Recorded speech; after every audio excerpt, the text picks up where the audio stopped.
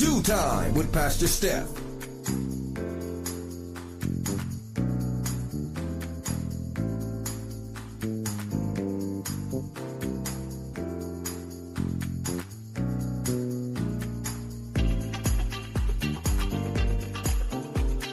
Good morning, good morning, good morning. Rise and shine. You're on with this Due Time with Pastor Steph.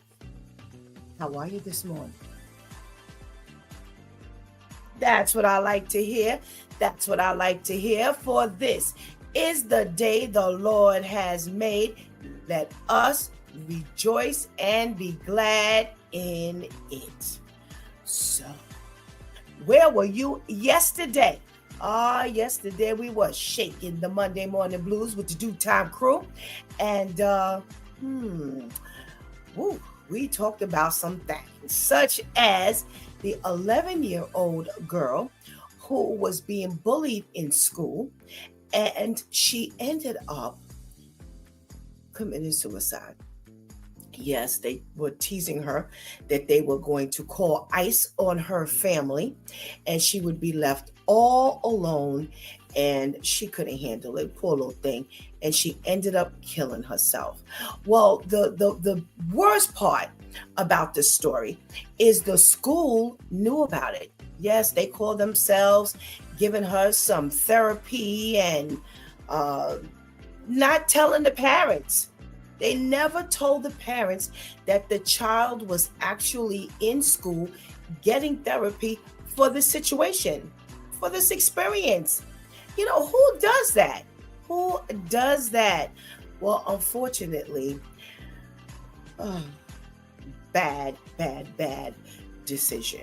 Yeah, you can't make those type of decisions about somebody's child. How do you not tell the parent that you're treating the child? That doesn't even make any sense, does it? No.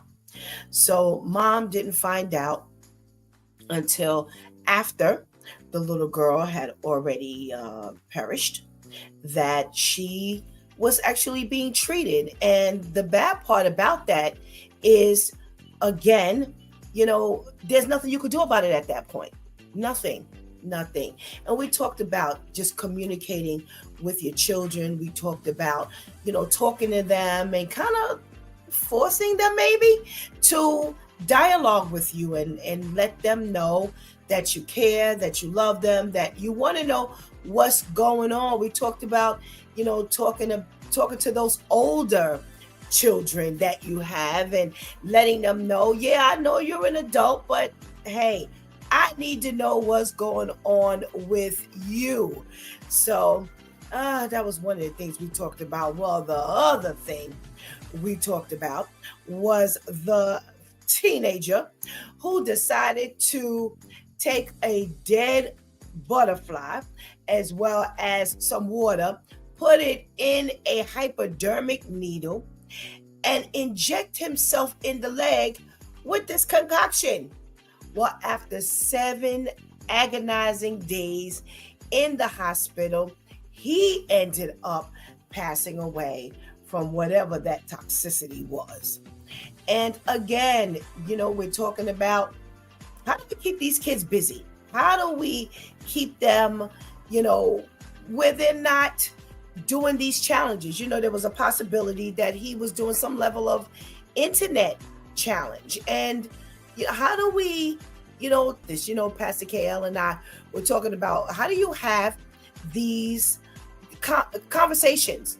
You know, what do you tell them? We know to tell them, say no to drugs, but how do you tell them, you know, to say no to the butterfly and the water and the needle? And who even wants to put a needle in their body? For those of us who have diabetes, we don't even want to give ourselves insulin. Oh my goodness gracious.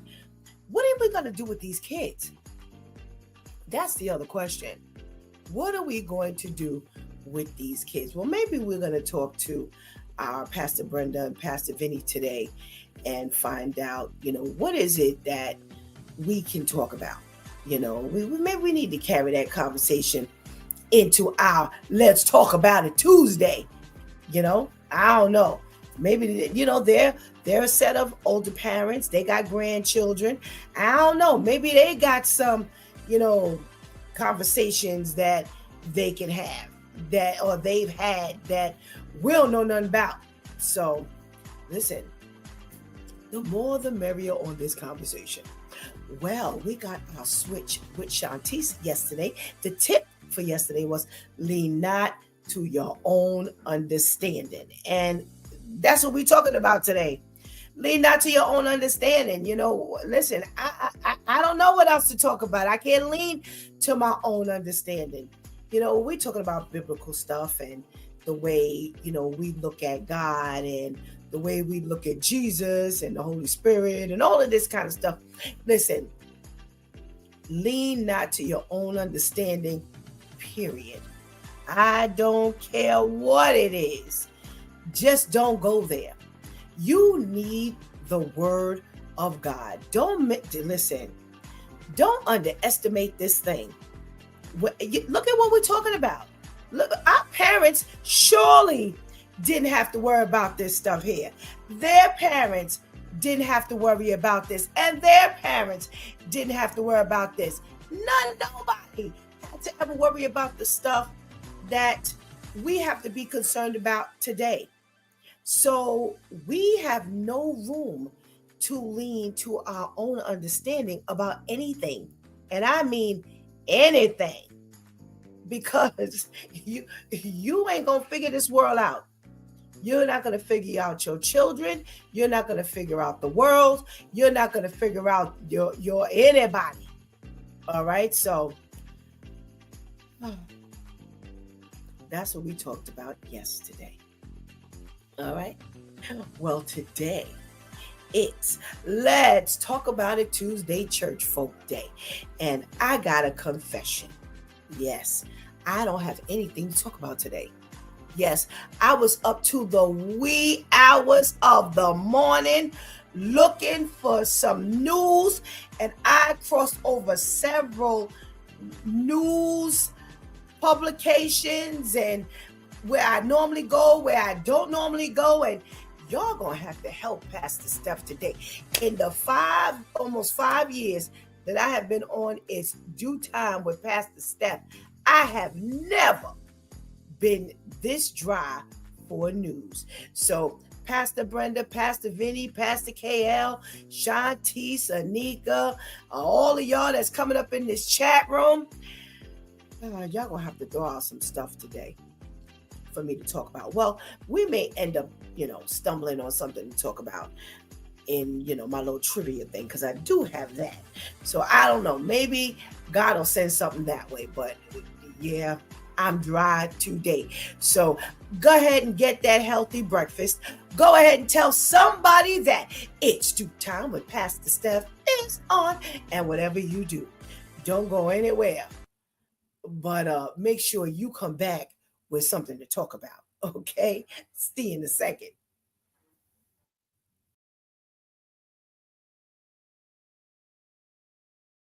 With a nearly 100% success rate, trust me when I say do this. I'm Dr. Cyrus Kambata, co-founder of Mastering Diabetes with 20 years living with type 1 diabetes, and I'm here to tell you that your life is not over. It's not even close. If you give yourself the chance, you can use your diet, your exercise, and your intermittent fasting regimens to almost guarantee that you can reverse both prediabetes and type 2 diabetes and manage type 1 and 1.5 diabetes. All you have to do is throw away the untested medications. Ignore the bootleg Ozempic subscription. All you need is food, fun, and a little bit of fasting to transform your life. To start, add 5 fruits per day to your diet.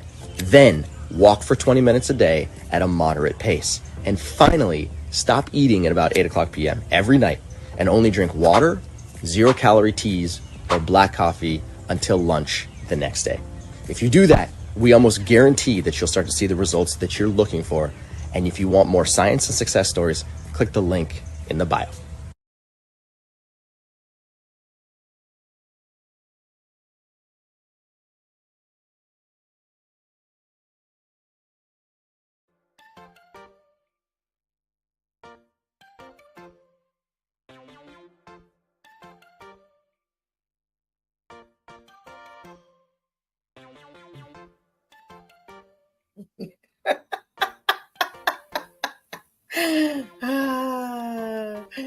Good morning, and good morning again. Welcome back to It's Due Time with Pastor Steph, and it is Let's Talk About It Tuesday, Church Folk Day. All right. Well, I'm laughing because when I look down in this chat room, yo, it is on this morning. Well, listen. If you're in the room, let Pastor Steph know so I can say a hearty good morning, and good morning. Well, Terrence. The cardinal rule is you let the elders come up in the room first. You can't jump ahead of the line and get in front of Miss Ketty. But I got to say good morning to Terrence first, because he beat you, Miss Ketty, this morning. He was even quicker than Serge on the draw. So they must have been up last night trying to figure out who's going to get up in the room first, which is why I probably ain't got no news today. Y'all slow down on that. And let me get some news. That's probably see all this stuff going on in the chat room. That's probably why I ain't got no news. So, Terrence, good morning. Good morning, Miss Ketty. How are you today? They not gonna let you keep your reign, are they? We got a good morning from Daquan. Good morning, Daquan. Nice to see you this morning. We got a good morning from Teresa. Hey, Teresa. And Teresa is in here stirring up trouble. Talking about Miss Ketty got some competition. And we got a good morning from our girl Vivian. Good morning, Vivian. We'll hope you're feeling better today. And we got a good morning from Cherry. Hey, Cherry, how are you? We got a good morning from our girl Tamika. Hey, Tamika, how are you this morning? All righty. Athena says, good morning, Pastor Steph. It doesn't matter if a person thinks that they have discernment. Feel that God speaks to them. If you make a mistake, find humility and apologize. It is hard for individuals to see their human flaws. This is something that individuals need to work out. Need to work on. Who got on you this morning, Athena? Athena that came up in the room with a sermon and a word. Good morning. She's got something to talk about today. Well, that was more than what I came in the room with. Thank you for that word, those words of wisdom.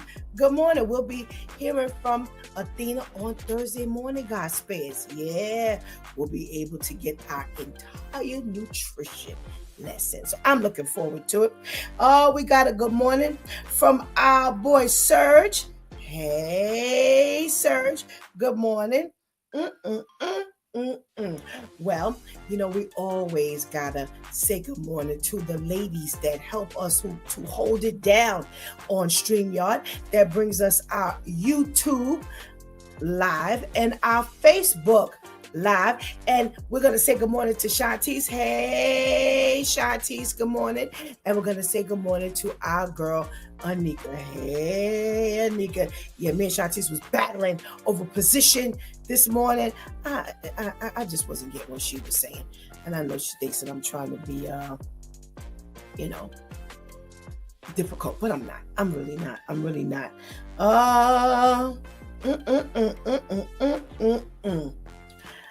Woo! So what we talking about this morning? What trivia do we have in the room this morning?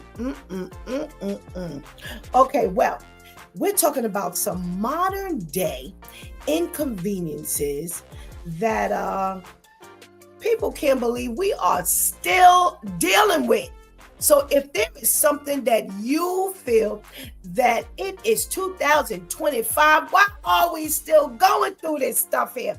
Why are we still dealing with these things? Put it up in the chat room. All right. Let's see what they're talking about. All righty. All right. They say in the 21st century, can we not get something to plug into our smart TVs to equalize the sound?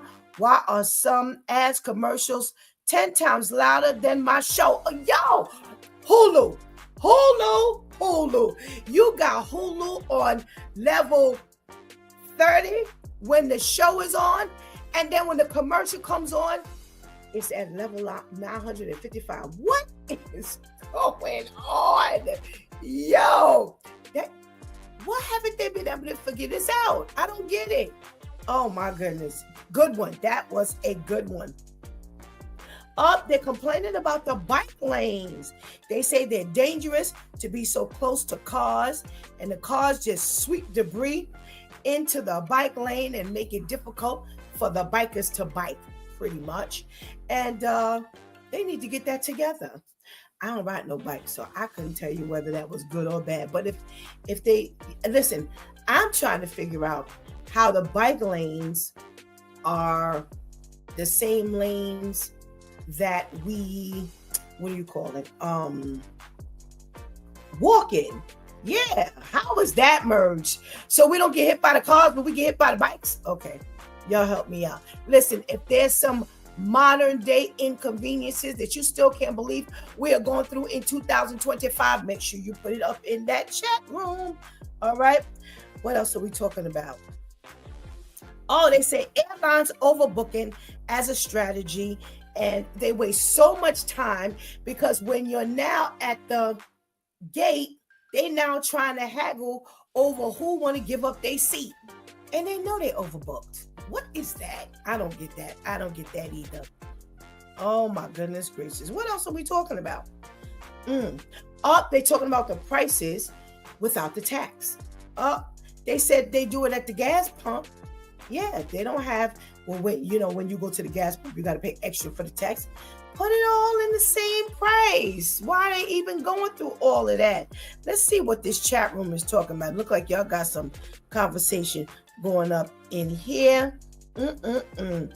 Anika says the commercials are designed that way. They know people will walk away from the TV at that time. So what, they got to play it for you for if you go into the kitchen? Yo, that's so stupid. Oh my goodness gracious. Tamika says the commercials are so loud to get your attention and entice you to buy. No, for real. This is serious, y'all? This is like for real? No, you can't be serious. Oh my goodness. Terma says in 2025, why are we still dealing with racism?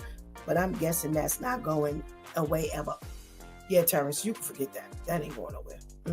I don't care if it's 2025 or 2095. That probably will never go anywhere.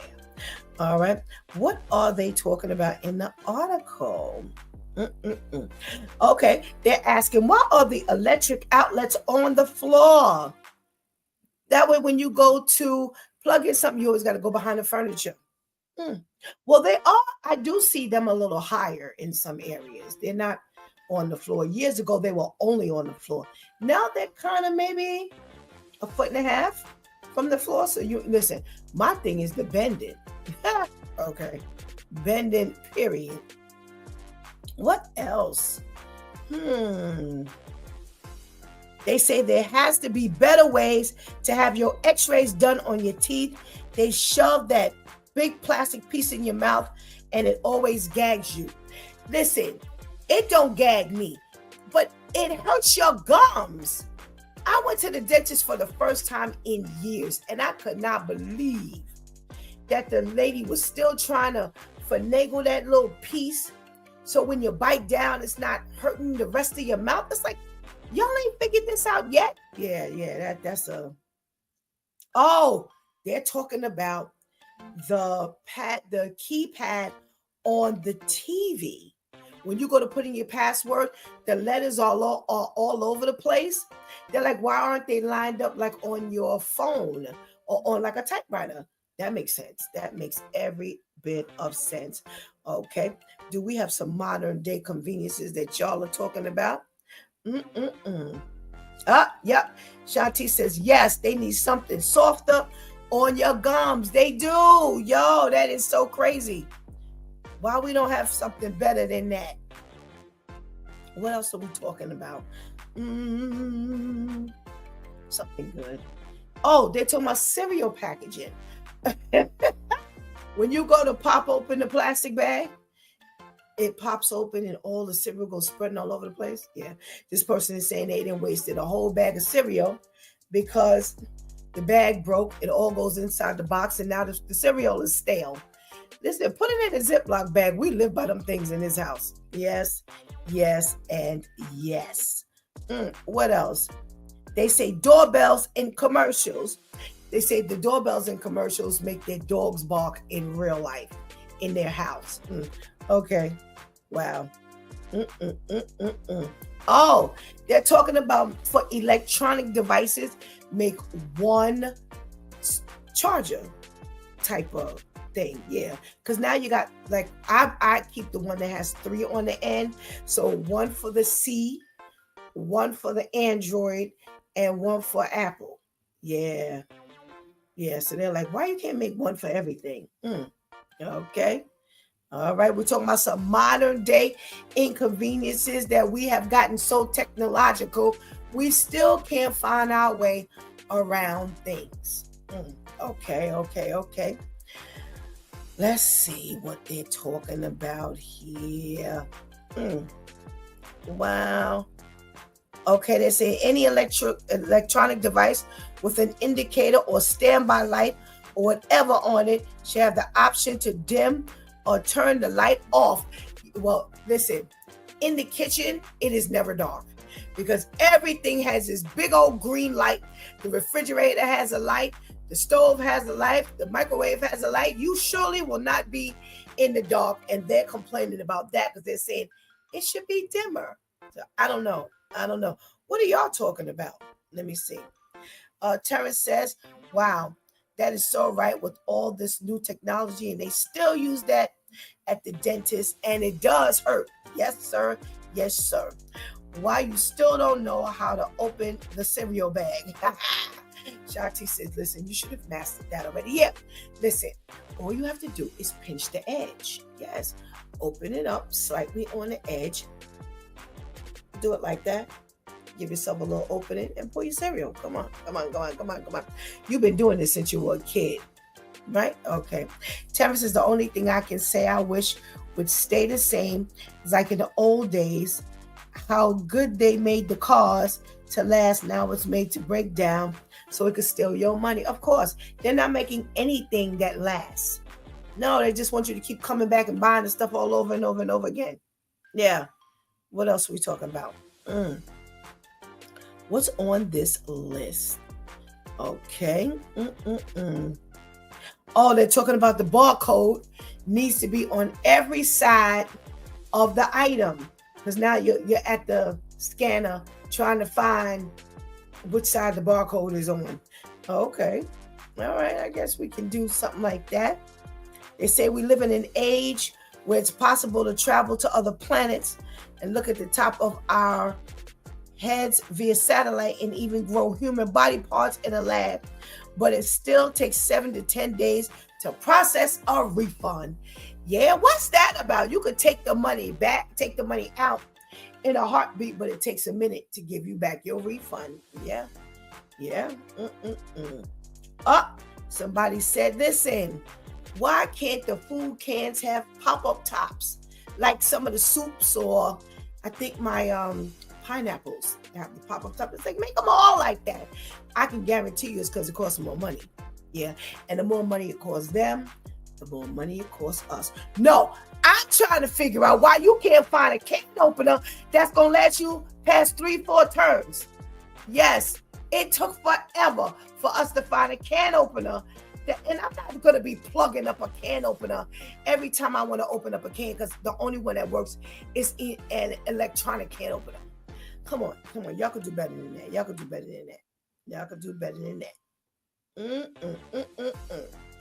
Well, they have no more suggestions here. All of y'all in the chat room and nobody can think of more modern day technology things? Come on. Let me just take a closer look. Maybe I'm not seeing it.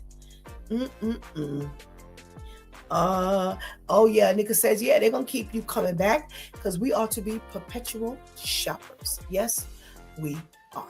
So I don't know. I'm trying to think of some extra modern day technology things that we should be more advanced in 2025. I don't know. Maybe the Due Time crew will have something up their sleeve. I don't know. So maybe Pastor Brenda and Pastor Vinny, they'll come up with something. Maybe Pastor KL Helps have something. I don't know. But I have officially, I'm like y'all, I done ran out of some suggestions. And it's business days with the refund at that. Yes. You're right, Terrence. It's not even like 7 to 10 days in total. It's 7 to 10 business days. Absolutely. All right, y'all. So I got 2 stories today. I hope y'all got something to talk about because I surely don't. All righty. What are we talking about today?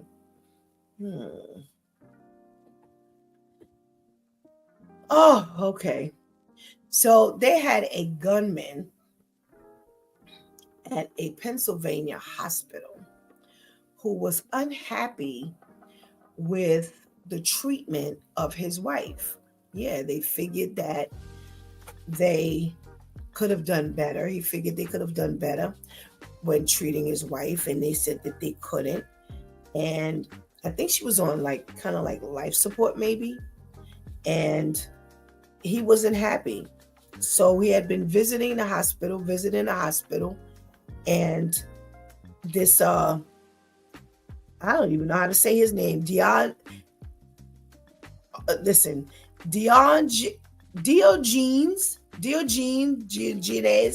I don't know, Mr. Ortiz, who is 49 years old. They say that he ended up pulling out a gun and he ended up shooting somebody. Yeah.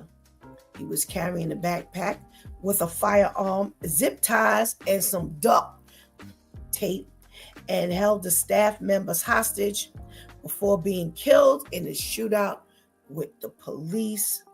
He opened fire, struck 3 officers, killing one of the officers, and he ended up dying himself. The officer was 30 years old. You know, you see this on TV or in movies all the time where, and I never understand that. Or either you see like some gunmen. How many times have you seen this one? You see the gunmen and they are like, some robbery or something has gone bad. So they kidnap the nurse and they say, well, if they die, you die. It's like, help you get into this situation. Why I gotta die? Because y'all went and botched up a robbery. Yeah, that is like so stupid. Well, Mr. Ortiz was not happy with the condition of his wife, and he went and held some people hostage and ended up killing a cop. So a cop loses his life, or anybody loses their life because your wife is sick. I don't ever really, it's not very often where, people don't do the best that they can in a hospital. We know that, some people who work in a hospital, we've got negligence claims all the time, and, people that don't do the best job that they possibly can and things like that. But for the most part, listen, you're talking to Pastor Steph, who has been in the hospital more than enough times. And I can't say that for the most part I've been displeased with the medical treatment. No, I can't really say that. And, you'd like to think that Mr. Ortiz's wife was getting the best care. Well, maybe he was just emotional. And so what happened to the wife now? So if she makes it, she doesn't have you. So was this a plan? I don't know. That don't make a whole lot of sense to me. And my thing was, when you had the firearm and zip ties, was that supposed to expedite, do something more? Were you going to get better treatment? I don't know. Y'all let me know. Have y'all been into a hospital where y'all feel like the doctors and nurses weren't doing enough? They were being negligent? Because most times, if there's some negligence going on, it sure ain't out in front of everybody. Very rarely do you see the negligence go on right there in the ER. No. When you have people complaining about some negligence in the medical facility, it is not in front of everybody. So I don't know. Mr. Ortiz ain't here no more to tell a story. And if Mrs. Ortiz is still alive, now you got to tell her husband is dead because he was visiting the hospital. So she going to want to know where he is. So now you got to tell her he dead. Okay, that was a brilliant plan. Wow. All righty. Shanti said, a few times I had to almost get a nurse for not paying attention to her mommy. I'm going to be honest. I have been in the emergency room and I'm telling you, they be whizzing around. I just lay there sometimes and I just watch them just kind of, they like going crazy. I would love to get some nurses on here and it's ER nurses, and for them to describe kind of what's, what it's like to have like how many patients that you have to pay attention to, and you're watching people whizzing by, from the stretcher, and they're doing the best that they can. And that ain't happening in your world. In your world, like Shanti said, she's not seeing that they're paying enough attention to her mother. I don't think I really had I don't really think I've had that problem, in my opinion. No. Listen, for Pastor Steph, all I wanted to pay meds. That's all I care about. Anytime I go in the emergency room, that's because I'm in dire pain. And the only thing I care about, give me the morphine. Don't come with no Tylenol. Don't come with no nothing other than the morphine. And here's the thing. Over the years, I've become allergic to morphine. So now they got to give me morphine with Benadryl. So I'm out. That's it. Once you give me the morphine and the Benadryl combination, so sometimes they'll give me the Benadryl first to counteract the morphine's effect, or sometimes they'll give me the morphine and then they give me the Benadryl. I don't care which order it comes in. Just get rid of the pain. So the only time I'm really paying attention as to whether that nurse is whizzing around and she ain't paying Stephanie no mind, I'm like, yo, where the doctor's at? They hurry up, do what you got to do, get some meds on board so Pastor Steph can be out of here. Because this pain is kicking my butt. All right? Terrence says doctors never do enough. I say that because they don't listen to the patients. They just go off of what the school teaches them or what was on the paper instead of paying attention to what the patient needs. So I guess sometimes that's true. Especially if a doctor doesn't have good bedside manner. Yeah, sometimes you got some doctors with some lousy bedside manner. Oh my gosh. Shout out to my Dr. Satterfield, who is the best doctor for bedside manner. Oh my gosh. Yeah, he really cares. But some of these doctors, you sometimes Terrence, it comes just like that. Shanti says more of that complaints with the nurses upstairs. ER nurses are more attentive. Pastor Kale says, Pastor Steph, I got those drugs. Did you bond with the food stamps? No. If that's the case, I don't want it. No, thank you. I don't know what kind of drugs you got. And I'm allergic to fentanyl, by the way. Yeah, can't take the fentanyl either. Yeah, so don't bring me none of that either. Pastor KL. Yeah, you just do the prayer part. I don't trust nothing else you got going on. Now, not after last week's conversation.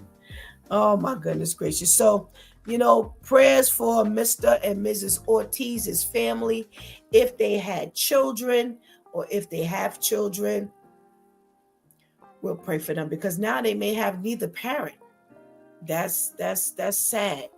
That's sad. Because you know what happens as people get older, as these couples get older, they have a big fear of losing one another. And that's kind of scary. Yeah. Well, listen, sidebar, don't forget, Pastor Steph don't have no stories today. I got one more story. So y'all better come up with something. Pastor Brenda, Pastor Vinny, y'all thinking? Pastor KL, you thinking? All right. So what other story I got today? Let's see what comes up. Okay. Yo, DoorDash is trifling. Yes. So they got a story that talks about how DoorDash has to pay New York delivery workers $17 million of back pay. Why? Because they were paying the staff their wages from the tip money. Yo, what you doing? I don't know how they were found out. I was reading this article and I don't know how they found out that they were subsidizing the wages that they were supposed to be paying the people, the delivery workers, with the money we were tipping them with. How are you doing that? Man.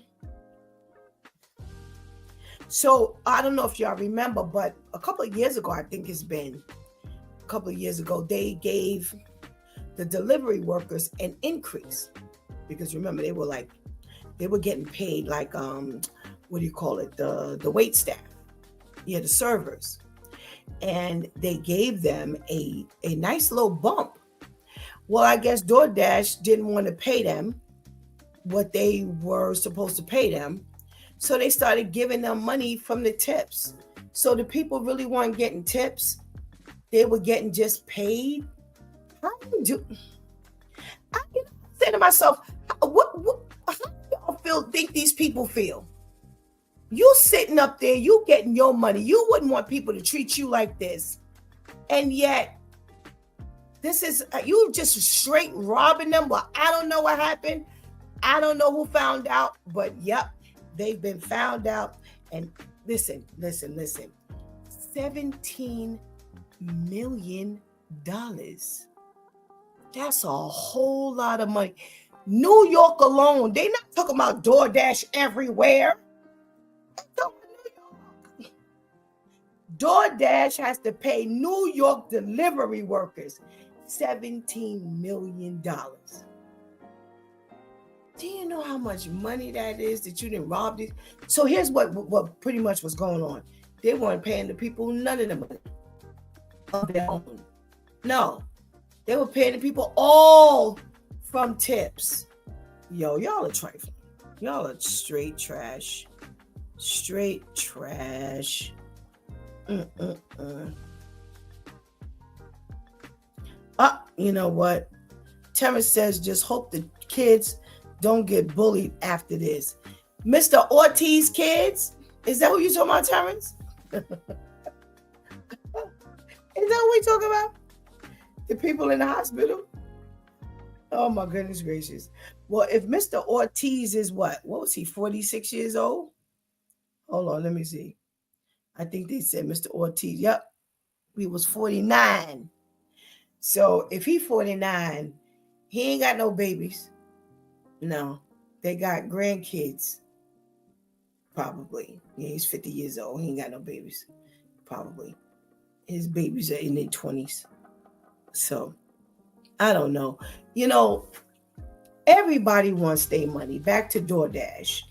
Everybody wants their money. And, we know that there's some trifling delivery people, like they're trifling everybody. We just got finished talking about the medical staff that Mr. Ortiz wasn't happy with, and we don't know why he wasn't happy with him. He just felt like his wife could have been doing better, should have been doing better, and would have been doing better had they done something different.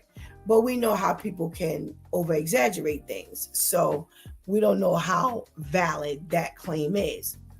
But when it comes to paying people their salaries, you don't do stuff like that. You don't do stuff like that. That's trifling. That's trifling. Where my due time crew at? Where's Pastor Brenda and Pastor Vinny? Pastor Vinny and Pastor Brenda. Where are they? Are they on with me this morning? I can't see a thing. Oh, yeah. Shaq insisted on the light, and I can't see nothing. All this light glaring all over the place.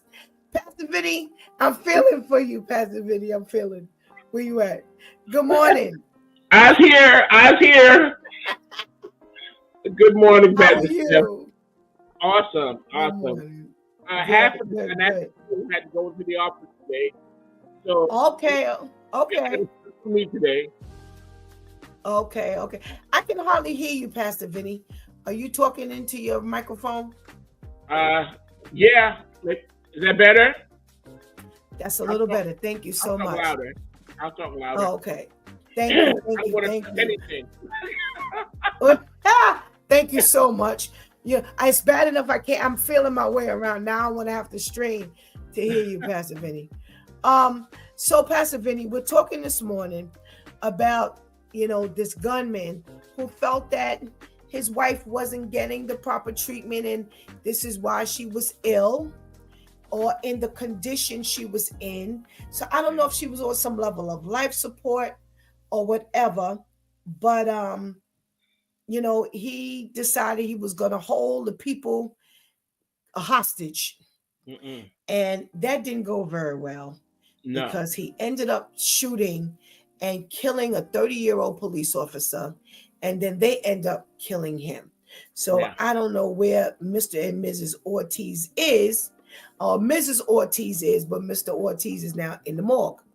So if Mrs. Ortiz made it, or if she's still living, now they got to tell her husband is dead.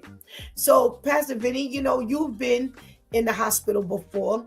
How have you found the hospital staff to be? On par, up to par, rather, or some you were unhappy with them?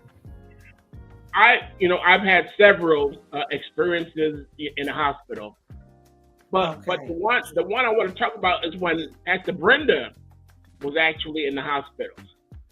We were driving home after a prayer broadcast, and she just lost sight in her left eye. It went blank. Wow. Yeah, it just went blank. So we got home, and we tried to see if maybe some drops or whatever, but nothing was helping her, and so we went straight out to the urgent care. They transported her. No, they told us get right to the hospital. Go right to the emergency room. We got her there. She finally got a room, and her sight was coming back. The sight was coming back, but they still wanted to run more tests. So they wanted to run a nuclear test in like 2 days. So the day before the procedure, they stopped her eating. Now this was at like 8 o'clock at night, so that they were gonna have the procedure in the morning. Right. The morning came, nobody said nothing. Nobody said a word. Morning went, the afternoon came and went, nothing. No notice, no nothing. So here we are, 6 o'clock at night, where they're about to close up the kitchen. Because they stopped eating there for a while. Nothing. The nurse came in. She was the first one in Pastor Brenda's line of fire. Right. And she got both barrels. She said, "How are you going to keep me in this bed? no notice about, they actually changed the date for the procedure. Didn't tell a patient. Oh, How are you wow. going to have me sitting here all day long, no notification, no food, everything is Wow. supposed to be okay? She said, I'm sorry you're here, but you are the face of the hospital right now. Right. Yes, That's right. Pastor Brenda went off on them. Wow. The next morning, because I was there with her all that time, after I think 6 o'clock we had to leave. But the next morning, I got there bright and early at like 7 o'clock. The supervisor for the nurses was there. The hospital administrator was there. The human resources person was there in her room. And I said, y'all got what y'all deserve. Wow. But it was really uncharacteristic of this hospital, because they are normally very good, very caring. Okay. Very caring, but somebody dropped the ball. Somebody broke the egg, and they had to pay the price. Wow. They had to pay the price. What I find is that the more visitors you have, the more you have somebody, coming in and making sure that their family members okay. The better care you receive. Right. Absolutely. Absolutely. When I was in the hospital for 30 days, Pastor Brenda was there every day. She would check. She would call first and make sure I was still alive. I mean, she didn't call me because I was, I was in a induced coma for like 11 days because they had to intubate me twice. Okay. And she would call, and then she would come up. So they got to know her real well.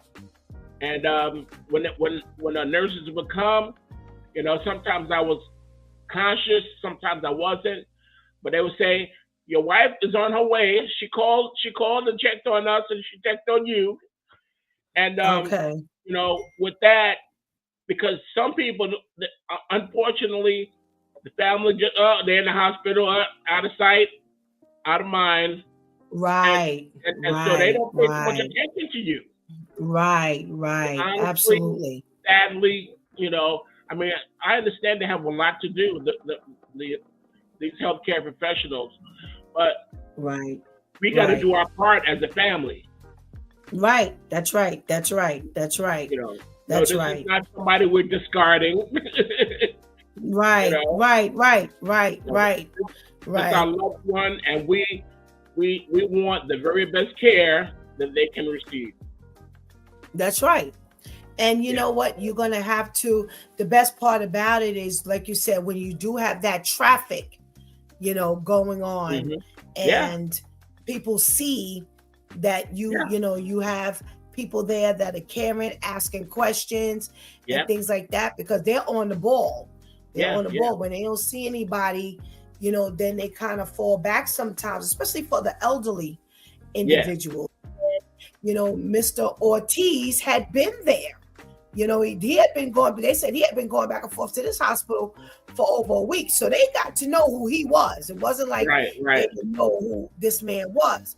So I don't know at what point that he felt like, hey, they're not paying her much attention, or she should be doing better than she is. So I don't know which one it was, but whichever one it was, he was not happy with it. So, it's definitely, like you said, if they see that foot traffic, they're going to make sure that they're, doing what they need to do.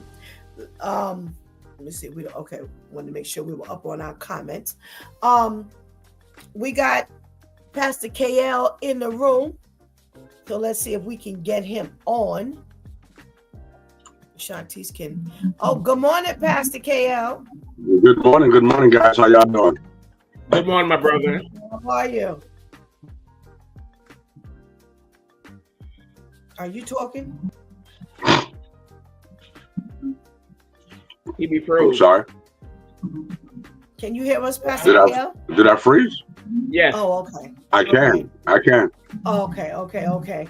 You know, we're talking about this whole being in the hospital and people, you know, seeing that you got family, you got loved ones, and they're gonna make sure they pay attention to you.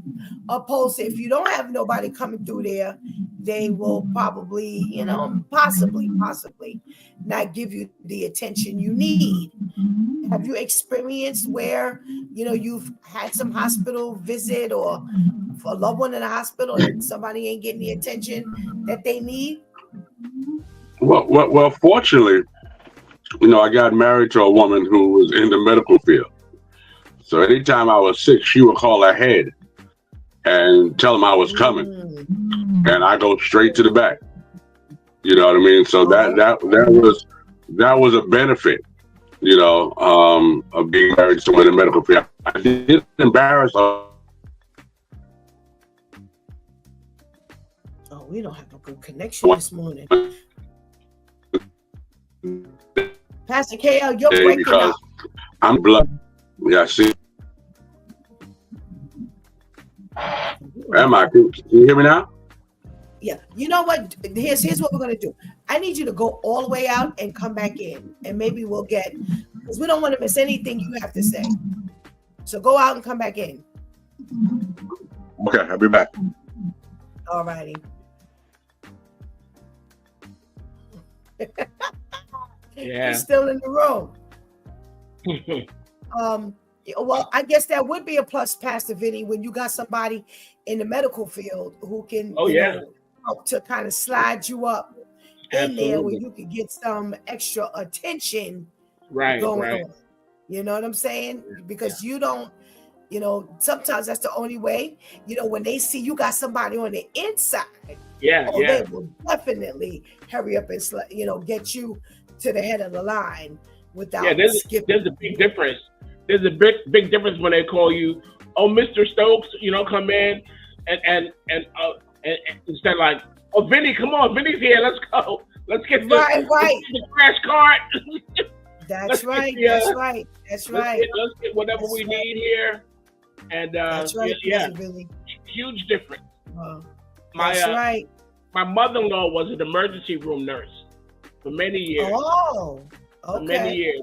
As a matter of fact, she treated my wife's dad when he went in, and he had an advanced stage cancer, and in his last few weeks, you know, she took care of him. He was the pastor of their church, so I mean, they didn't know each other intimately. I mean, just casually. But those last few weeks made a real impression on him, and it was a difference maker. Oh yeah, I bet. A difference maker when they care. I bet. Well, thank God for that. Thank God for that. Wow. Absolutely. Wow. Absolutely. Well, let's see if we could get Pastor KL back up in his room. Mm-hmm. All right, let's try this again. Can you hear me now? Yes, we can hear you now. Hopefully you'll stay stable. All right. So you were saying that your wife could expedite you to get some treatment. Yeah, it was really wonderful. I felt like Barack Obama, just a big version. But I will say that I did embarrass her one day because I'm not one for needles, so they had to get blood. Now I got this rule of thumb: you get to stick me one time. If you don't get the blood, then you looking for the blood of Jesus, because you won't stick me again. So you get this. So I guess it was a new nurse, and the nurse was a guy, and he stuck me, and he missed. And he wanted to stick me again. So, of course, you know, I'm a big baby. I had a tantrum. And I said, you're not sticking me again. He went to grab my arm and I punched him in the face. Woo! So Yeah, that wasn't nice. So I made a deal with them. I said, if you want my blood, my wife has to stick me. I said, that's the only way you're going to get it. So after, she was a little embarrassed, but she stuck me. She got the blood, and we moved on from there. I was glad they didn't give me any medicine to put me to sleep permanently. Oh my God! They didn't know you were a pastor, did they? No. I didn't have the clergy collar on that day. Thank God. Boy, you just would be all misrepresenting us and all kinds of things. Well, no. I laid hands. You know, so it might not have been in Jesus' name, but I laid hands. Goodness gracious. Well, Terrence says that the reason why you didn't have good internet connection before was because that was the food stamp internet.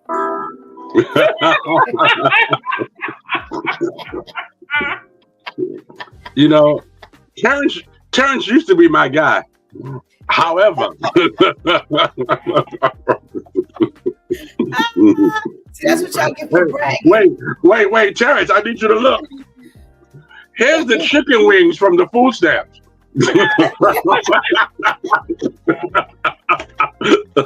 Oh my goodness. Oh my goodness. You know, well, we got another story about DoorDash and how they're treating their delivery drivers. Now, they have now got to pay $17 million to their delivery people because they weren't paying them from their money. They were paying them from the delivery tips that we were given. Now, what kind of mess is this that you're not paying the people at all? Because you couldn't have been paying them at all if you owe them now $17 million. Pastor Vinny, does that make sense at all? Pastor Steph, in the words of, I forgot who said it, but that's some fraganacle bull. That's some fraganacle bull. You can't get any more ridiculous. Now, I've never used the service, but my son, who does a lot of traveling, he uses them quite often. And he said, Dad, sometimes they said my food is out for delivery, and the food never get there. Wow. So they got to reimburse him. And that's all well and good, but he's hungry. Right. He's just coming off a plane. He's just coming off the travel bus, and he's hungry.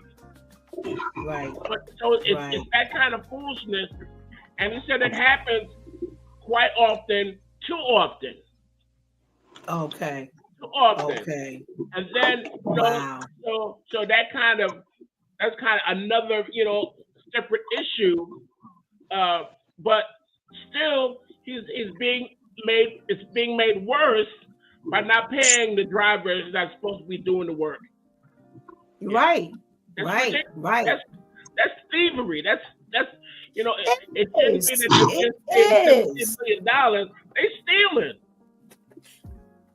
They haven't paid the people at all if they owe them $17 million, Pastor Vinny. That's a whole lot of $17 million.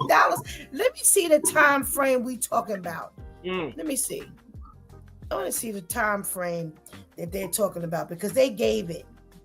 They said between May of 2017 and September of 2019. So in 2 years, you racked up close to 17 million because some of that could probably be in some fees and things like that. 2 years. 2 years. 2 years. That's crazy. That is straight crazy. Let's see what Shantice has got to say on this topic. Good morning, Shantice. Good morning. Good morning, everyone. Good morning. Good morning, baby. How are you? I'm fine, thank you. internet. Good. All righty. Kind of wacky, but Uh-oh. Okay, so hopefully we'll get something. we gonna talk. Yes, hopefully we'll get something out of you before it goes down completely. So we're talking about DoorDash, who now owes their employees $17 million in New York alone. We're not talking about $17 million over DoorDash in its entirety. $17 million to New York workers alone. They weren't paying the people at all, were they? Mm-hmm. Can you hear me? No, working for. Can you hear me? Oh God, Yes. you don't want me to talk. Yes. Can you guys hear me? Yes. Yes. Okay.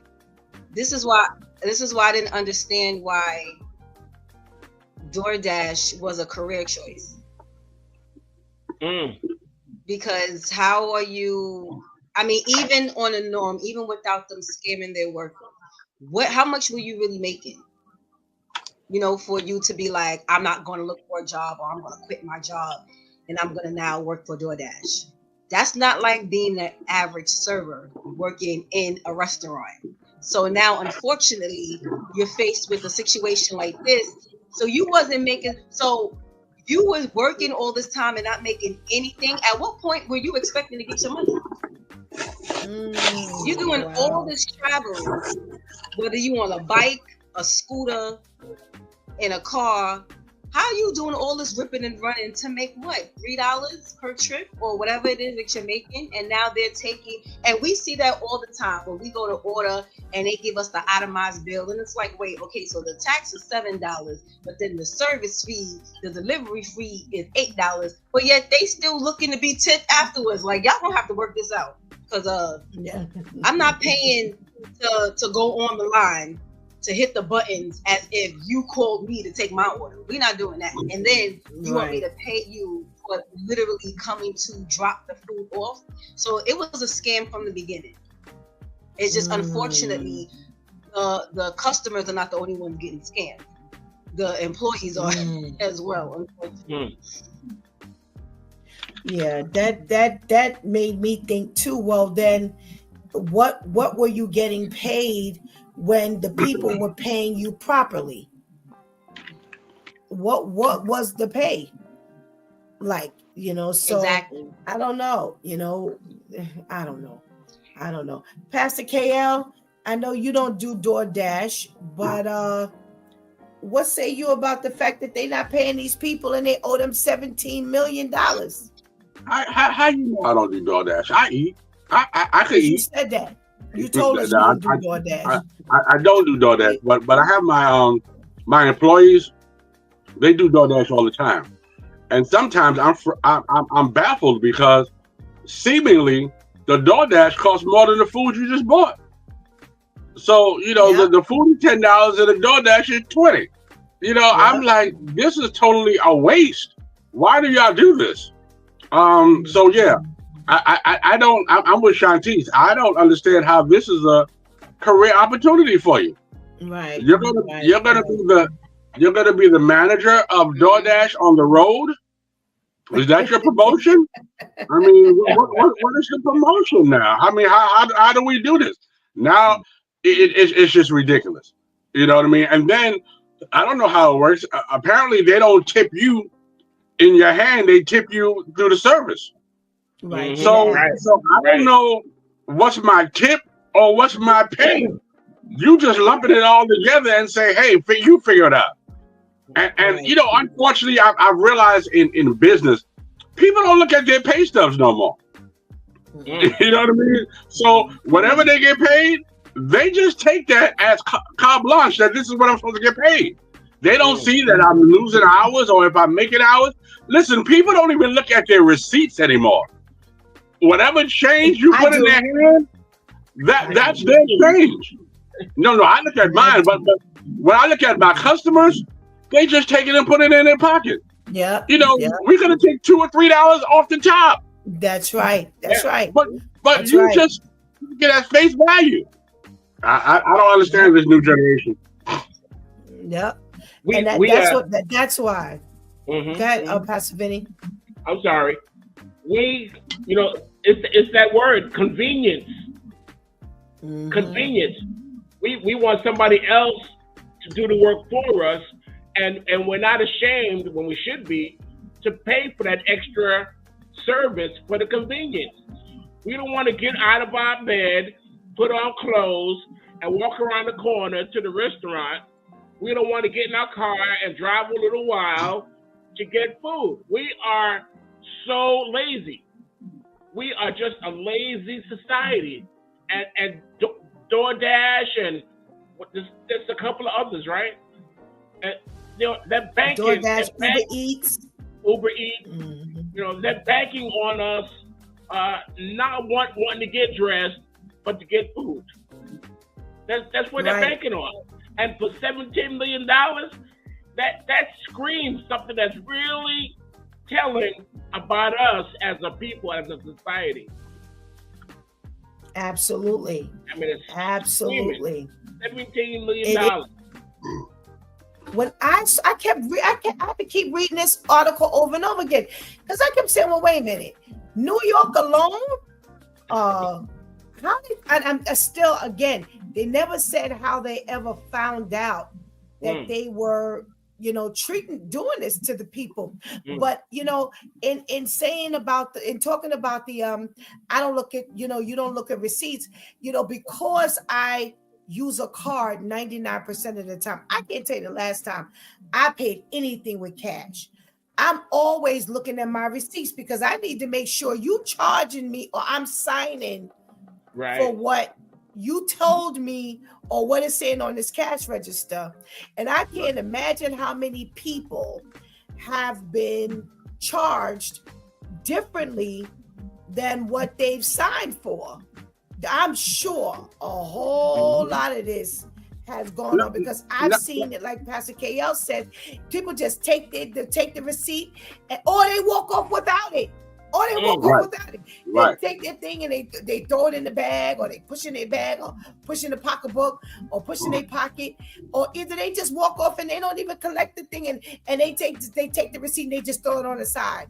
And I'm saying to myself, you know what they just charged you? No, But you know what? Two things happens behind that. One is that when they get to the car, now they want to say you shortchanged me, but you left my building. I don't know whether you put that thing or gave it to the little Johnny to go buy some candy. So we're not fighting about the little $2 or $3. Not only that, now I don't want the receipt. You can throw it away from me. Okay, but now you found out that them panties was too small. So now you want to return them tight panties. I can't return them panties without a receipt. Right. The receipt that you said you don't want. So now that's a whole nother fight. No. Right. How do you get any exchange or refund without the proof that you purchased it? Right. Good point. Wow. I don't know. This is the way of the world now. We, like Pastor Vinny said, we're looking for convenience. We don't want to get up out the bed. We don't want to cook no food. I can't even imagine what these people make, period. And I'm talking about the stores, the restaurants. I can't even imagine what they're making now. Yeah. Because people are ordering all the time. It's like, yo, are people even cooking anymore? Because when you add up the money that you spend, we call it out food. Eating out food, the money that you could save, especially now that, like Shanti said, everywhere you look, we were going to order from Domino's one day. Oh my goodness. I said, Shanti's, no. I said, girl, for 2 pizzas, it's $35. No. Wow. We're not doing this. Yes. For 2 pizzas, it was $35. And I'm saying, yo, they are making their money. And like Shanti said, all these little fees all over the place. You're like, for what? What am I paying? Listen, buy your food, get up, cook your food. But for people like us who are always kind of doing stuff throughout the day, Right. It's by the time you settle down, you're tired. You don't want to cook. Or maybe you forgot to take something out. So I don't know. Who cooks in your house, Pastor Vinny? We both do. We both do. Since I'm retired now, and especially when the grandbabies come over, they like their pancakes in the morning and they like their nice hot breakfast. So Brenda's not really a breakfast person. So me and the girls, we have a good time with breakfast. Okay. In the evening, normally we go out because she's just getting off and she needs to decompress her mind. So she don't want to decompress herself in the kitchen. So right. You can't decompress in the kitchen. And who's the better cook, Pastor Vinny? Don't start nothing, Pastor KL, and there won't be nothing. I was gonna ask too. You gotta answer because that's what I was gonna ask. I was just waiting for you to finish. Oh. We both inquiring minds want to know who's better cook. Well, because we're recording this, Pastor Brenda is the better cook. Like that. So, she is. That was one of her fears when we first got married, that she wouldn't be able to, because all of my sisters, they're awesome cooks. And she's had dinner with us, many times, and she was afraid that she wouldn't be able to hold up the standard. She holds her own in the kitchen. She does very well. Very well. Okay. We got to check in from our boy Majesty. Good morning, Majesty. Thank you for joining us this morning. Shantice, we're talking about the younger people. Y'all are always buying food out. How does that work for your pockets?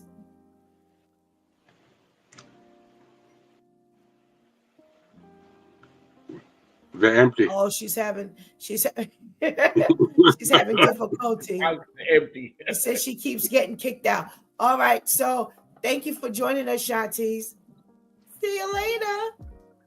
We pray you have a blessed day. Amen. Yeah, she's having difficulty staying in the room.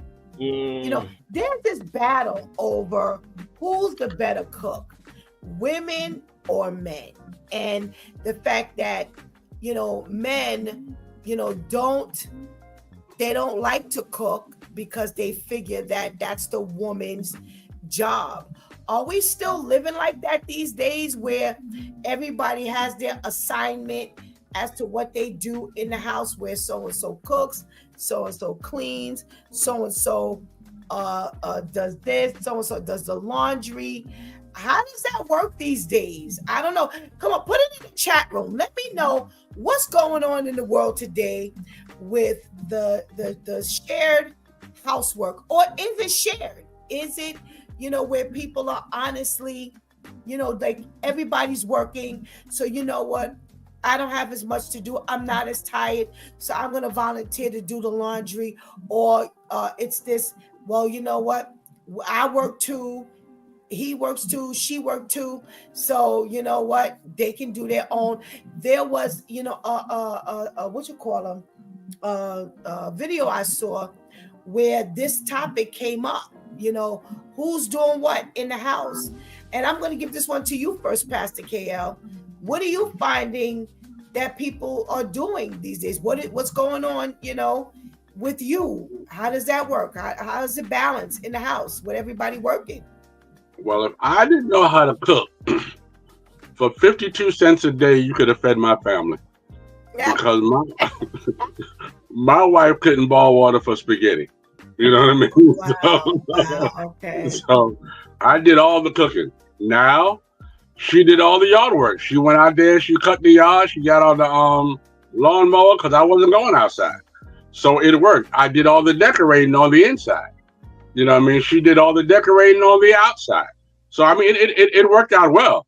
It worked out very, very, very well. And you know what I mean? If you enjoy doing certain things, you take what you enjoy doing, and you make it work for the family. You know what I mean? I didn't marry you because you could cook, because I knew you couldn't cook. But that wasn't I guess they say a deal breaker, because I knew I could cook. Now, if you were looking for me to be a farmer, that would be a problem, because I'm not going outside. So everybody understood their roles, and it worked out very well. Okay. That makes sense. It makes sense. Pastor Vinny, you said you just retired. Prior to you retiring, what was the balance of the housework? How did that work out for you two? Well, we both worked, long hours, and when I came in from starting work at like 7 o'clock in the morning till maybe 5, or sometimes even 6, 7 o'clock at night, I'm exhausted. I got nothing left. But we got to the point of whatever had to be done, we just did it. Of course, I had the garbage, took out the garbage, took care of the mopping of the floors, and so my job was inside and outside, really. She would take care of the kitchen, but if I saw dishes piling up, I would just go do them. I mean, it wasn't an issue. It wasn't, whatever had to be done for the house, we did it. We taught the boys when they were young, when they were like 10, wash your clothes. Don't let your clothes pile up in the room. Go wash your clothes. It's 2 buttons. Okay. So they became self-sufficient in that way. So when we walked through the house, and we very rarely saw a bunch of clothes, and when it did, we gather them up and wash them. We didn't. Some people make a big issue out of stuff when it really shouldn't be an issue. Like, I'm doing more work than you. No, we're doing something that keeps the family afloat. Now, I grew up with 9 sisters, but my mother made sure that I knew how to cook. She made sure I knew how to clean. So I told Brenda, I said, hey, you're getting 2 for 1, girl. This opportunity passed you by. I mean, there's a lot of people looking in the store window.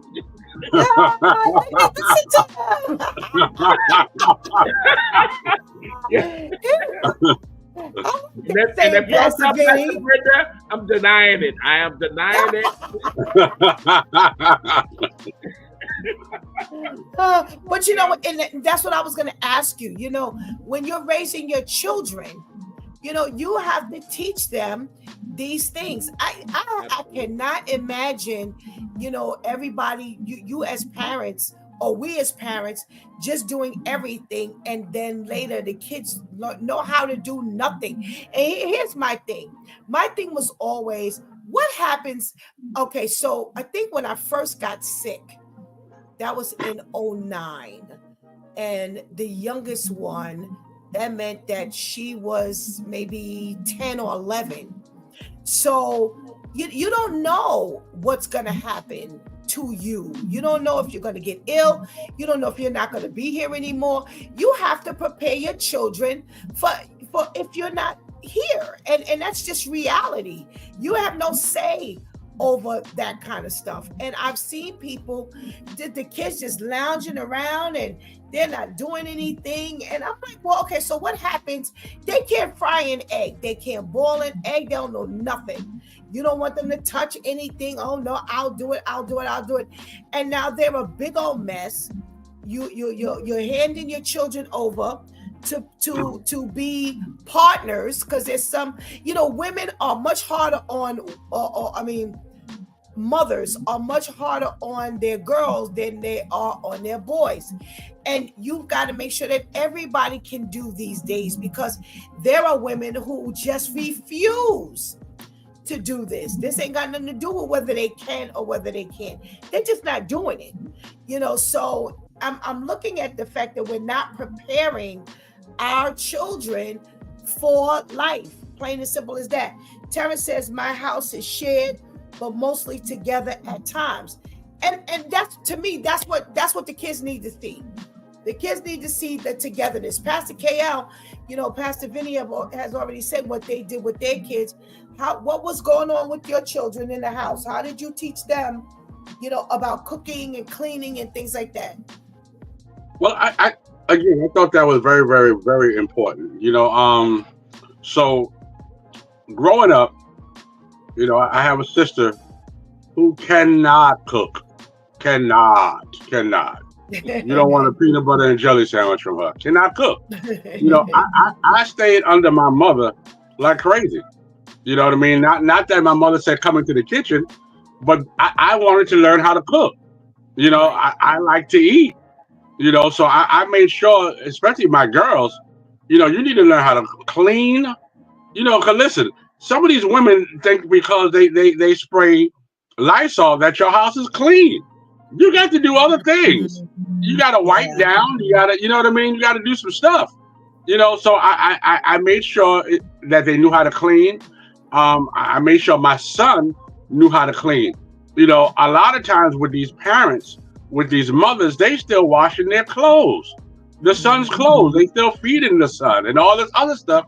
And then when they get out, they think this is the woman's duties. You know what I mean? So one of the biggest frustrations in the family is, well, he doesn't help around the house. Well, he doesn't help around the house because he doesn't know to help around the house, because in his former house, he didn't have to do this. The father didn't have to do this. You understand what I'm saying? So, I see a lot of posts on Facebook where it says that, my husband needs to eat before the children. And I'm like, wow, that's a little deep right there. You know what I mean?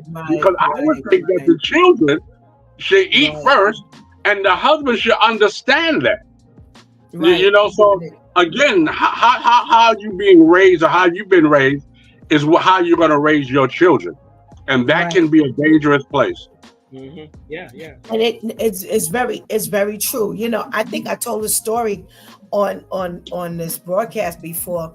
I used to, from time to time, I go on Rikers and I visit somebody, and we used to always see this lady, this older lady, with this cane, and she was barely moving, and people would help her up and down off the steps of the bus and all kinds of things. And they give you these brown paper bags that you bring your stuff in, whatever you want to bring it in, and then when you get it to the window, you put it in a brown paper bag, you write down what you're handing the guards or whatever, and you go first thing before you go on the visit, you take it to the window, and then when you get off the visit, if they were giving you something, you would go back to the window and collect it after the visit. And we saw this woman with this brown paper bag, and after a while it was like, wait a minute, she was collecting his laundry. And you have got to be kidding me. You're elderly, barely making it yourself, walking with this cane. I mean, she was struggling, and she had this brown paper bag that he had sent his laundry back. She was picking up from this window. So now you helping her up on the bus, and now you helping her and the bag up on the bus. And everybody was like, you got to be kidding me. And I'm saying to myself, this is because before he went in there, she was doing this laundry. No, teach him to do his own laundry. And when he's there, he better be washing that stuff up by his hands, because it wouldn't be my son. Ain't nowhere in the world. So it's like, you're not preparing them. You're not preparing them for life. And now you in jail and your mama's doing your laundry, Pastor Vinny. What is going on? I've seen it. I've seen that same scenario played over and over again. When my son went off to college for his undergrad, he went to the University of North Florida up in Jacksonville, and he shared a room with a set of twins. You know, they were of German descent, but you know, they grew up in Fort Lauderdale. Their mother would drive up every weekend to do their laundry. Wow. Now these kids, I don't want to call them bammers because, you know, Pastor Kale may get excited, but these kids, they couldn't cook, they couldn't clean, they couldn't do anything for themselves. I'm surprised that after every dump, the mother didn't run up there and wipe their behind. This is how ridiculous it was. But they knew how to make fake Social Security cards. They knew how to make, you know, and this was an enterprise they had. They knew how to smoke cigarettes. They knew how to smoke weed. They knew how to do all those things. My son came. Wow. My son was sleeping in one morning, and he heard a bang on the door. So he looked and see who banging on the door, and the voice on the other end said, FBI. And then my son was like, FBI, what do you want? He said, open the door. He opened the door, and they pushed in, past him. He's up there. Oh, they pushed past him and showed their credentials. Evidently, somebody had reported them because of their illegal enterprise. And thank God that the administrative assistant for the dorms, they came in and she vouched for my son and said, no, he's not part of that. He's a good kid. And they took those 2 kids out of there. But yet they can't wash their own clothes. They can't wash. They can't do something as simple as washing their own clothes. That's just a willingness just not to do right. Some people just can't do right on their best day. Wow. But again, this is what she's helping them do. She's enabling them. Right. This is what she's doing. Instead of pressing them to do these things, and you ain't got no time to be doing no illegal stuff, or you got less time doing illegal stuff. I'm gonna help you out, and yet you out here doing all kinds of things like this. Yep. And this is why we got to be real careful about how we raise our children, because here you are. You're doing all of this, and like you said, they got the capability of doing it, because they sure doing all the other stuff. Shanti says, Pastor Mom, you're slacking. I guess when she said, I ain't doing the laundry. After a while, they had to learn to do their own laundry. Yeah. And, being that I was sick, they would take some of my stuff. But you can't raise your children, like this. Pastor KL, are you finding that these women are enabling their sons and they're not helping their sons become responsible?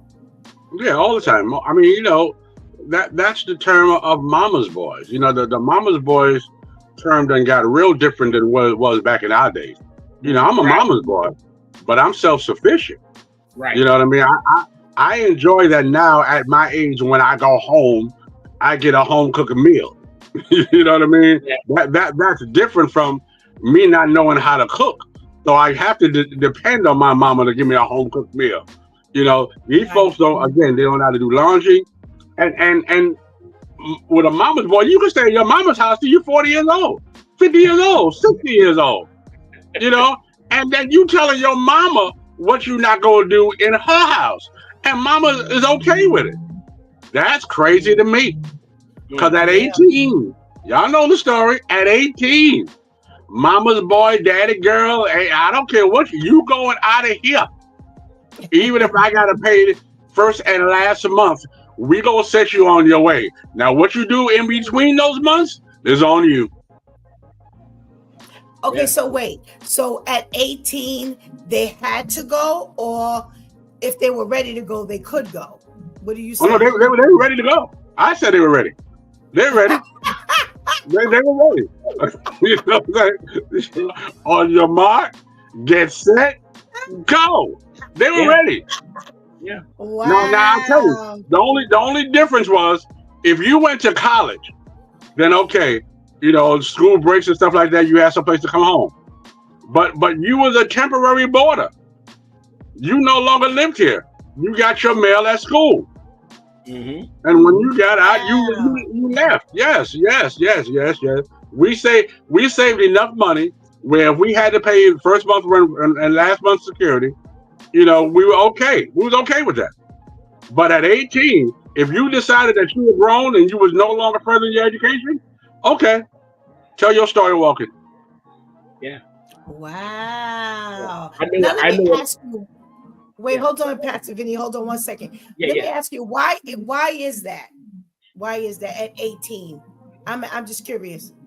Because it was time. Listen, in Africa at a certain year, you know what I mean, you became a man and a woman. Africa. In He said the in Jewish Africa. community, in the Jewish community, you had a bat mitzvah at a certain age. In my house, at 18, it was time to go. We was having a bat mitzvah. L'chaim. Oh my gosh. In Africa. We live in Africa. Who cares what they do in Africa? We don't live there. I'm Oh saying my at a God.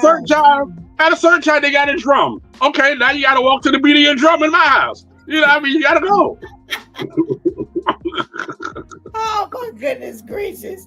What were you gonna say, Pastor Vinny? Please don't tell me about Africa, because we don't live in Africa. Pastor Steph, it is about Africa. You too. Oh my goodness gracious. You know, we grew up and there was an African family.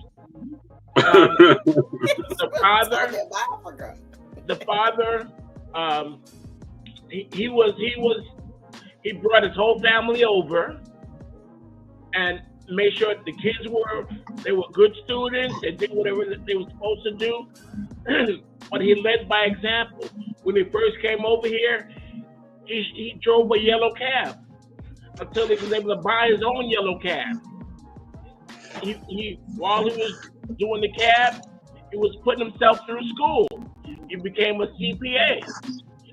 He built himself up to where he became the chief accountant for the city of New York. I don't know if you remember Mayor Green, the Chancellor Green, the head of the police department. He became his right-hand man. He saved the city millions of dollars where they were stealing that money. Wow. I mean, this is what he did. But back to Pastor KL, when those kids turned 18, they had to take wings and go. They had to take flight. They had to fly. His oldest son, I was really concerned about him when he told me that my dad said I have to leave the house. So the young man, he saw the example that his father set. He got himself a DeVry education, became an accountant himself, got an opportunity to move to Atlanta, and struck out, started living his life. But if that proposition was never put to him, he probably still would be at home. So what happened in your house? So at 18, did they have to leave in your home? No. They were, as long as they were respectful, as long as they were becoming self-sufficient, because, I understand that rents are crazy. You working to pay a rent today. Right. And then, my older son, he had moved out, but he had to come back, during COVID when everything shut down. It was ridiculous that he was paying the rent and not even living there. So he's like, okay, he's flying out today to go on a 10-day road trip with the band. So he's kind of in and out. The only one that's still here temporarily is the youngest one. But yeah, they have to come to, you have to let them know at a certain age, at a certain time, you deem that they're ready. I mean, I'm not one to just throw them out in the street. But at a certain age, you reach the age of accountability. Especially sons. Especially sons. So and that's, I've had, people say to me, when they're 18, they gotta go. And I'm looking at like what the economy is like now. What are you, what are you making? What's your earning power? And I'm like, this is it's hard out here. It's and hard. To get, like you said, Pastor Vinny, we're working to pay rent, we're working to pay mortgage. It's equivalent to what you're making, you're earning. And then you got to buy food and pay utilities and your transportation and all kinds of stuff. And it's so difficult out here. So I've seen quite a few parents, they're like, all right, 18, it's time to go. And it's just the way it is for some, for some people.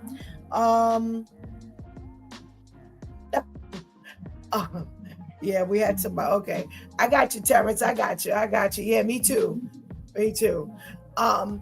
So it's a difficult, decision for some people, and some people, they think nothing of just coddling their children and taking care of them. And it's like you said, Pastor Vinny, especially boys, we have to make sure that we're not making them someone else's burden. Right. That's a big thing. We got to really make sure we're not making them someone else's burden. But thank you, my Due Time crew. No matter what, y'all can always give me something to chat about. Thank you so much for your contribution into today's conversation, and we pray you have a blessed day. Amen. God bless you, Pastor Steph. Thank you. Blessings. But tell Pastor Brenda we said hello. I sure will. All right. Have a wonderful day. Let's get this benediction. Grace, mercy, and peace will be with us from God the Father and from Jesus Christ the Father's Son, in truth and in love. 2 John 3. This is it's a tough spot to be in as a parent. You want to make sure that you're raising your children to be productive. You want to make sure you're raising your children to be respectful and responsible. You don't want to put them out and, or allow them to stay rather. And then when it's time for them to go, they are of no use to anybody. I mean, there are people who go out here, they are adults and they don't do a thing, not because they can't, but because they don't. And then there are others, they can't work themselves out of a paper bag. We can't do, something for their benefit, but yet we're not preparing them for life. Like I said, when I have 3 girls, and when I got ill, they have big ages, so by the time 2009 came along, my oldest girl, she was technically an adult by that time. And the youngest one was still a child. And, we don't know what life is going to throw at us from one moment to the next. And I used to always tell her, I'm preparing you because God forbid anything happens to me, you don't have to lean on your sisters for everything. And that's our obligation to our children, to prepare them for life. They've got to be able to get out and be on their own if and when the time comes. We can't have them staying at home because they can't make it out on their own. We can't now tell them to leave the home, and then when it's time for them to leave the home, now they can't leave because they can't function. Or again, when they go out, there's someone else's burden. We're not helping, and that's not love. Love says that, you know what? It's going to get tough sometimes. This love is going to be some tough love sometimes, and you may want to coast. You may want to lay around. You may want to chill. You may want to do it your way. But no, I've got to prepare you for this thing called life. And considering that we don't know what will happen. I've seen older people have kids, and it's like they're so tight underneath their wing, they don't want to let them go. And I'm like, you got to let them go and live. Because if nature takes its normal course and you go first, or if you go earlier than anticipated, they've got to go stay with somebody. And who they staying with like that? It's going to be rough for them because everybody is moving and shaking all around them, and they don't even know how to function. So if we love our children, we're going to definitely have to prepare them for this thing called life. Washing somebody's clothes when they're an adult, going to visit somebody in jail and doing their clothes, driving up to someone's college campus to do their laundry. And even if they did not have this criminal enterprise that Pastor Vinny has described, it wouldn't even matter. These kids are in college and on their own. And yeah, they're studying and they're, doing homework and they're attending classes, but they've got to take the time to learn what life is about. Isn't that part of going away? Learning what life is about. Isn't that part of college experience? What are you doing in college that you can't do your laundry? No, you're going to have to learn how to get this done. Most times, they don't have to worry about cooking because they have a meal plan and they're going to, the dining hall and they're getting their food and things like this. They may have a microwave or something like that, that they can heat up some stuff, but they're not cooking. So yeah, they can get that laundry done. Big time. They can get that done. And again, if something should happen to you, they will be ready for life. We can't hinder our children. We can't, do this stuff where we don't prepare them for life. A grown person who can't cook, they're gonna be hungry. They're gonna be hungry unnecessarily. No, let's teach them how to clean this chicken. Teach them how to cook some ground beef or some ground turkey, whichever they eat. Teach them how to just do some basic stuff. You don't have to be a gourmet chef. You don't have to do all of that. But there has to be some interest, because how are you going to manage? Let me tell you something. One of the things that we have to learn, and what we've learned here on this Due Time with Pastor Steph, is our dieting, how we eat. Not necessarily dieting meaning losing weight, but what are our health habits? What are our eating habits? And when you don't know how to cook, you eat very poorly. You eat a lot of processed foods.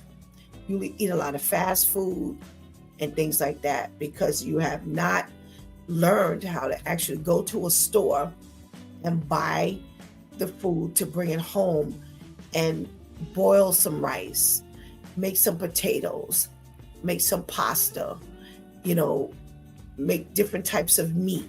Listen, the internet is full of education. Trust me when I tell you. They're not only teaching you how to build bombs, they are teaching you how to fry an egg. They are teaching you how to make a little macaroni and cheese. They are teaching you how to make some beans and rice. Listen, worst case scenario, you burn the food. Worst case scenario, you mess it up. Make a little bit. That way, if you mess it up, everything ain't got to go in the garbage. Make 1 cup of rice, 1 can of beans. That ain't going to cost you a whole lot of money. And if you mess it up, you only messed up one cup of rice and 1 can of beans. Try it all over again. You'll figure out what you did wrong. You'll get tired of wasting your money. You'll get tired of being hungry. And when you're not doing anything and when you're not busy, go ahead and, put your little stuff together. Learn. You will eat better when, we do these things on Mondays and Thursdays, and we talk about the food you eat, and we talk about not eating hot dogs and bacon and sausages and all of these kind of things. It's one thing to shave that off your diet plan, but it's another thing when that's all you eat, because that's all you know how to cook, because all you cook are quick things, and your health will be very poor. So you know what? When you learn to do these things, you're learning to do these things for your health. So parents, when we're teaching our children how to do these things, we're teaching them how to do these things for their good, for their benefit. We're teaching them survival in many ways. We don't want to teach them how to survive and then they end up dead at 45 because they got heart issues and all kinds of high blood pressure and diabetes. And no, we teach them from early. Get them in the kitchen. Get them in the kitchen. It's not hard to do these things. Take the time. Teach them how to bake. Teach them how to put something in an oven. It's for their benefit. But we cannot expect for them to learn how to survive, and we have not prepared them for survival. Okay? All righty. Well, I'm always talking about our sponsor here.